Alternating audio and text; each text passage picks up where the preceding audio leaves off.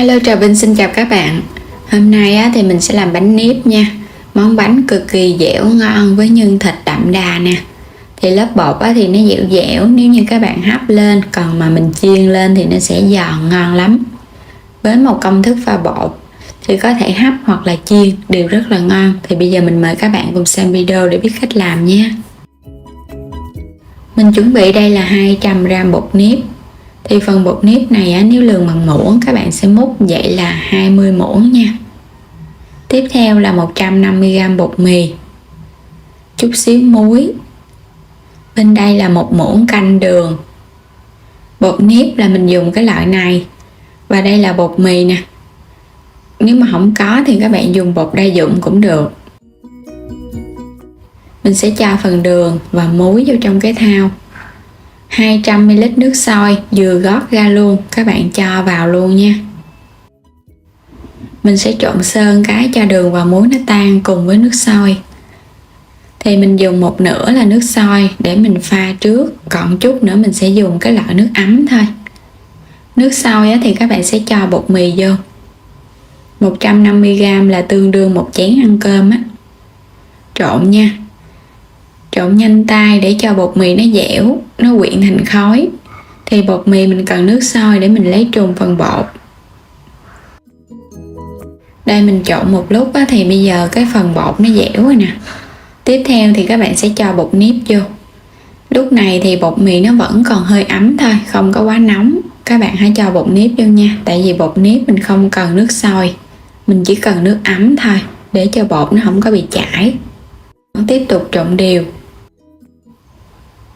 Mình sẽ dùng 100ml nước ấm tay, nước ấm nhẹ thôi, và mình cho vô từ từ. Vừa cho thì các bạn vừa trộn đều. Thì tùy theo cái độ hút nước của bột cho nên đừng có cho vô một lần. Cho vô mình chia ra để nó không có bị nhão. Nếu thấy khô thì mình cho tiếp. Với cái lượng nước mình dùng là 300ml, cho 350g bột. Sẽ nhồi nha. Các bạn nhồi mới cảm nhận được cái độ dẻo. Có khô thì mình cho thêm chút nước. Và cái lượng nước đừng có quá nhiều. Bột sẽ dẻo và nó mịn vậy nè. Mình cho vào 1 muỗng canh dầu ăn. Nhồi đều lên. Bột rất là dẻo luôn á, và mềm tay. Như vậy thì nó mới ngon. Vẫn nhồi cho nó quyện thành khói. Sẽ đậy lại để 15 phút. Tiếp theo thì mình dùng 200g thịt nạc xay ra. Thịt nạc mình dùng cái loại nạc vai hay là nạc dăm á.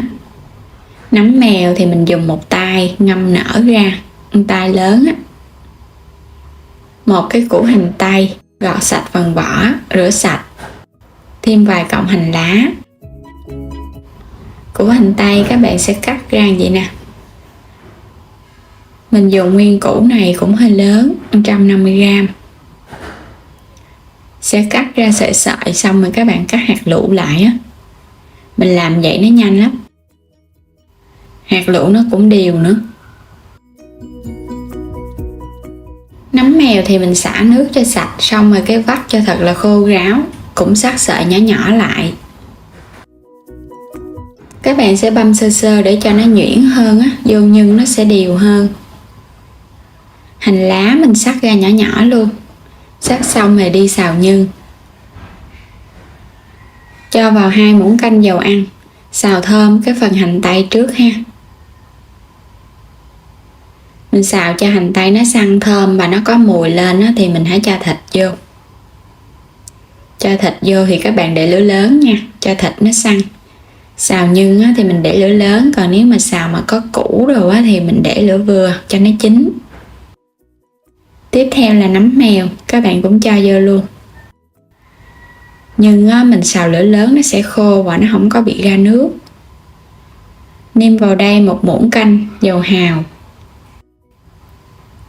1 muỗng canh đường, 1 muỗng canh hạt nêm. Tất cả trộn đều lại. Thì gia vị và mình nêm trong cái nhân này là nó vừa ăn luôn á. Rồi các bạn sẽ cho hành lá vô cuối cùng. Đảo sơn cái nữa rồi cái mình tắt bếp để cho hành lá nó xanh. Sau khi tắt bếp thì cho vô chút tiêu xay. Quay trở lại thau bột. Mình để được 15 đến 20 phút gì đó để cho nó nở ra nha. Các bạn thoa sơn lớp dầu ăn. Thì mình kéo bột ra, mình thấy nó giãn vậy nè. Nó có độ dẻo ngon rồi đó. Sẽ nhồi sơ lại một cái. Cái khối bột này rất là ngon luôn ha. Nhìn nó dẻo và nó mịn tai nữa. Sẽ chia viên ra. Với cái bột này thì các bạn có thể vo tròn để làm cái bánh cam chiên cũng được. Hoặc là mình vo dài dài ra để làm cái bánh cam rán á. Đây là công thức pha bột chung. Thì hôm nay thì mình sẽ làm cái bánh ship. Cái bánh hình dài á, cho nó lạm á. Tùy theo sở thích của từng người mà mình tạo hình nha. Mình sẽ cho nó có cái đường trên gân vậy nè. Rồi, làm xong hết rồi các bạn sẽ chất vô trong cái nồi đem đi hấp. Mình lót ở bên dưới là miếng giấy nến hoặc là miếng lá chuối. Tính từ lúc nước sôi, các bạn sẽ hấp 10 phút với lửa vừa thôi. Sau 10 phút thì mình tắt bếp. Rồi cái mình mở nắp ra từ từ. Làm vậy cái nồi bánh của mình nó không sốc nhiệt thì nó không có bị nở bung ra. Bánh rất là đều đẹp, bóng láng, lớp bột thì trong veo. Mình sẽ quét sơ một lớp dầu ăn trong lúc mà bánh nó còn nóng. Như vậy thì khi để nguội cái lớp mặt ở bên trên nó sẽ không có bị khô. Quét đều hết rồi thì các bạn sẽ lấy bánh ra. Những cái bánh ngon ha. Bánh nếp, mình có pha thêm bột mì. Thì cái lớp bột nó sẽ có độ dẻo và độ dai. Nhưng mà khi nguội nó sẽ không có bị cứng. Mình chất ra. Thì bên dưới các bạn cũng lót sơn miếng dầu ăn để cho nó đừng có bị dính bánh á. Bánh này thì có thể ăn không vậy, hoặc là các bạn ăn cùng với giá trụng, rau cải, dưa leo, chan thêm nước mắm chua ngọt. Giống như là mình ăn bánh ít trần vậy đó. Lớp bột và lớp nhân cũng đều nhau. Nhìn rất là ngon ha. Những cái bánh nếp nè, cùng với tạo hình bắt mắt mới lạ. Lớp bột thì trắng trắng và trong trong. Bánh mà làm với bột nếp thì các bạn rất là dẻo luôn á. Nhưng mà mình pha thêm bột mì nó sẽ lạ hơn. Thay vì các bạn sẽ dùng bột gạo thì khi để nguội nó dễ bị cứng bánh. Bây giờ thì mời các bạn cùng thưởng thức bánh với mình nha. Dẻo, cái nhân thì đậm đà nè. Thơm thơm, ăn vào nấm thì nó giòn giòn sực sực luôn.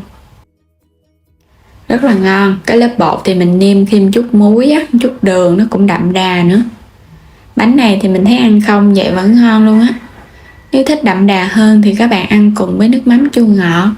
Và đến đây thì mình chúc các bạn ngon miệng với món bánh nếp mới lạ này. Đừng quên đăng ký kênh ủng hộ Alo Trà Vinh, like và chia sẻ các video giúp kênh mình nha. Xin chào tạm biệt, hẹn gặp lại các bạn trong những video tiếp theo.